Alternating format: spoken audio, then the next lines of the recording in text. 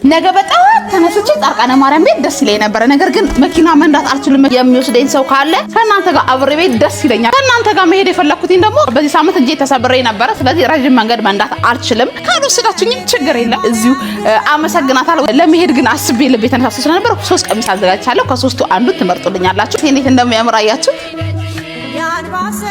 የሚያምር ነገር ሳይ እንደዚህ ነው የሚያደርገኝ።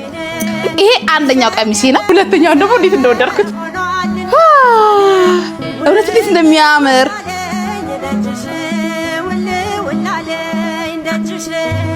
ግሬስ ተጣላል። የኔ መዳን ያለ ሞገሱ ነኝ። እንግዲህ ያለ ጨርቅ ሽፎን ራሱ አይመስልም። ላይ ልበስበት ዋ